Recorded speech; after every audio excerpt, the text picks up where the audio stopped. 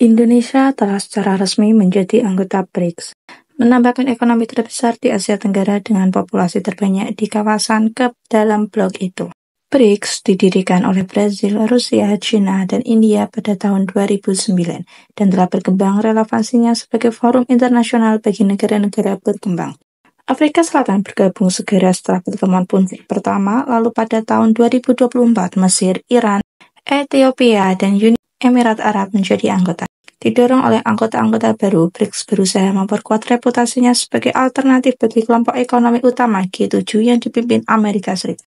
Kami telah menegaskan beberapa kali bahwa BRICS merupakan platform penting bagi Indonesia untuk memperkuat kerjasama selatan dan memastikan bahwa suara dan aspirasi negara-negara selatan global terwakili dengan baik dalam proses pengambilan keputusan global, kata juru bicara Kementerian Luar Negeri Indonesia, Rolian Soemirat.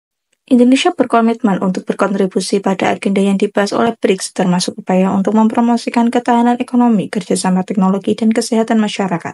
Lanjut Rolian Soemirat. Presiden Indonesia sebelumnya, Joko Widodo, menolak bergabung dengan BRICS pada tahun 2023 dengan mengatakan Jakarta masih mempertimbangkan pro dan kontra dan tidak ingin terburu-buru. Sementara Presiden yang baru saja terpilih, yakni Prabowo Subianto, tidak terlihat khawatir.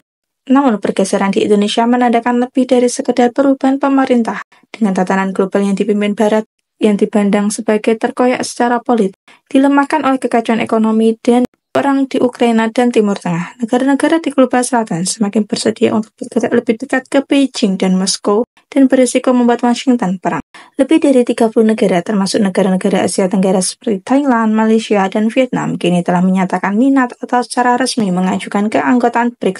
BRICS inginkan dunia yang multipolar. Evaluasi BRICS menjadi blok geopolitik yang lebih besar juga didorong oleh kebangkitan China sebagai kekuatan ekonomi dan politik global. Pemerintah China sering menyerukan tatanan dunia yang multipolar dan infrastruktur keamanan dan keuangan yang tidak secara eksklusif didominasi oleh Amerika Serikat.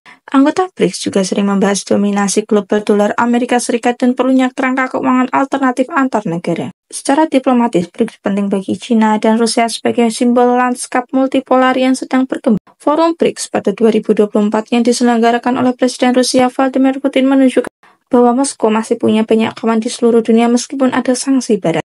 Mengomentari keputusan Indonesia bergabung dengan BRICS, juru bicara Kementerian Luar Negeri China, Guo Jikun, memujinya sebagai negara berkembang utama dan kekuatan penting di dunia selatan.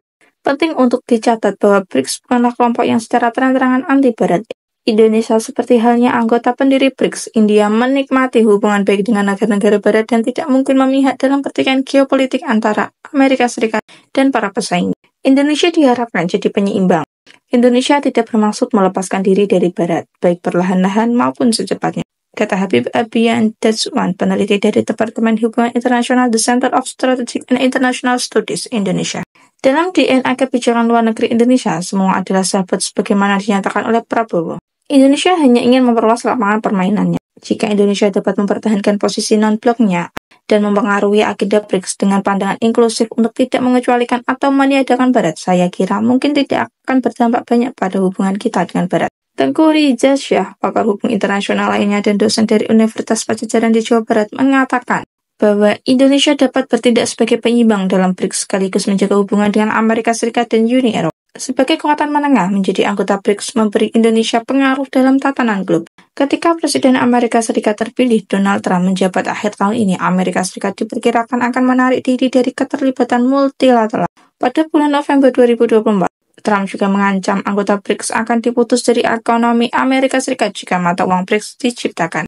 Alexander Raymond Arifianto, peneliti senior di Sekolah Studi Internasional Rajaratnam, percaya bahwa pendekatannya lebih tradisional oleh pemerintah Trump dapat memberi Indonesia kesempatan untuk membangun kemitraan yang lebih kuat dalam organisasi regional. Menjalin kemitraan yang saling menguntungkan dengan negara-negara Asia Tenggara lainnya tidak hanya akan memperkuat posisi non-blok kawasan dalam tatanan geopolitik yang semakin tidak pasti, tetapi juga akan memperluas status Indonesia sebagai pemimpin ASEAN serta mandat multilateralnya pada saat Amerika Serikat condong ke arah unilateralisme. Menurut kalian gimana, guys? Setuju nggak kalau Indonesia bergabung dengan BRICS? Kira-kira keuntungan apa saja yang akan dapat Indonesia? Apakah untung atau malah buntu?